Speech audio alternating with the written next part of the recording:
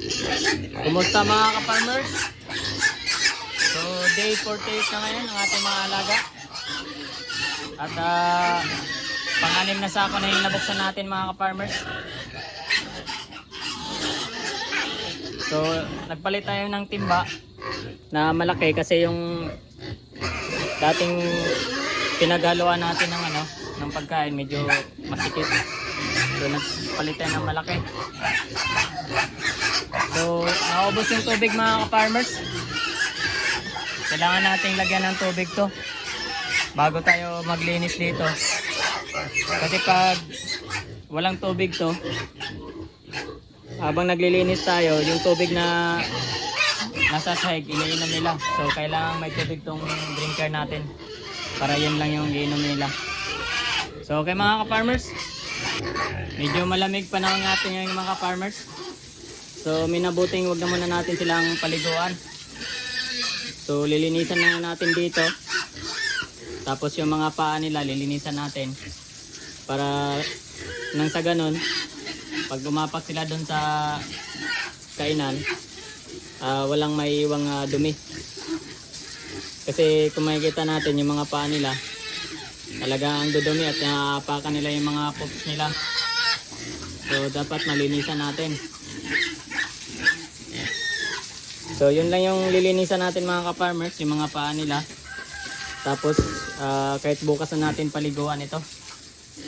Since hindi naman mainit ang panahon ngayon, malamig naman, gawa ng amihan. So maglilinis na lang tayo dito ng makakain na sila. Although hindi pa naman sila ganun ka-dungis mga ka-farmers. Kaya goods lang yan. Hindi rin kasi maganda sa ating mga biik na laging nababasa, lalo sa ganitong edad.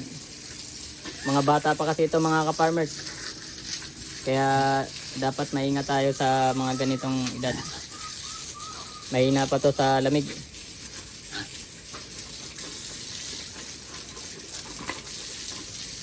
So lilinisan lang natin dito mga ka-farmers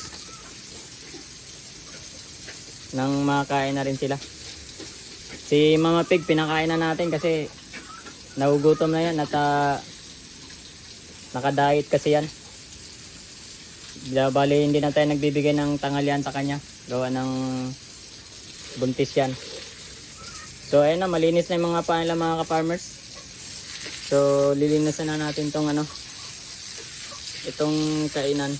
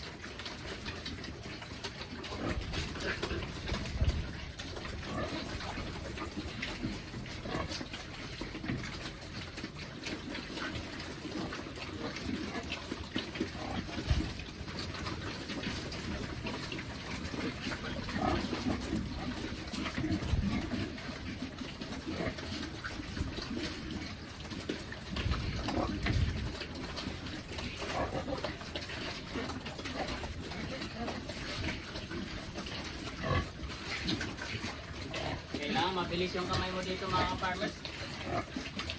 Kung hindi talagang matatapon yung pagkain. Kasi lalambitingan nila eh.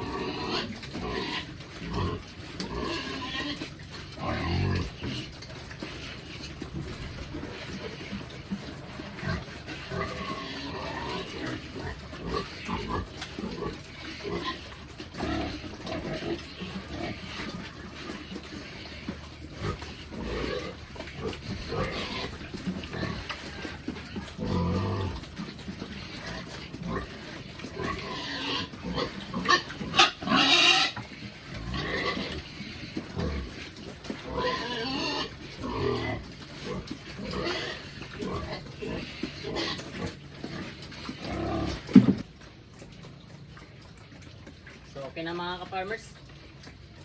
At talagang ano, makikita natin talagang busog na busog yung mga alaga natin, oh. Bali nilagyan natin ng maraming tubig mga ka-farmers. Kaya yan. Tapos sa umaga, bibigay tayo 5 kilo para hindi sila nabibitin. Tapos tanghali at saka hapunan, taga-4 na kilo lang. Kaya goods na mga ka-farmers. Ayun, nag-aaway pa, oh. Simot na simot yung pagkain nila.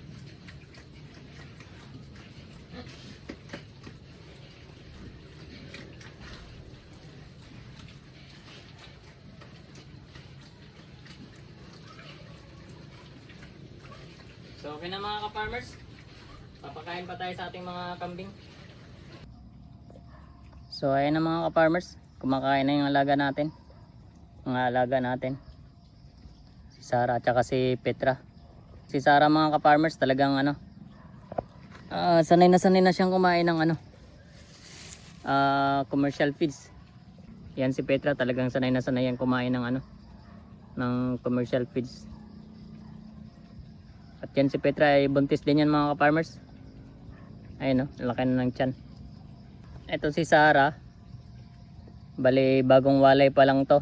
Ito yung parte sa kambing natin na may pinapaalagaan tayong kambing.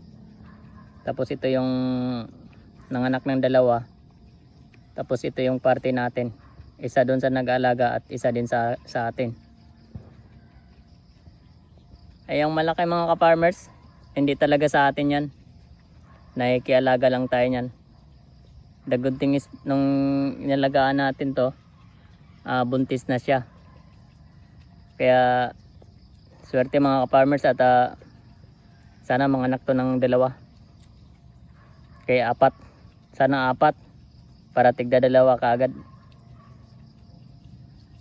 Nanganak ba ng 4 ang kambing? Parang hindi naman yata. Nasasanay kasi itong mga ka-farmers na pag kumakain, binabantayan, hawakan na yung ano, kainan. Kaya si Sarah, oh, iniwan natin. Tumigil din sa kain. Mabisyo itong mga alaga natin mga ka-farmers.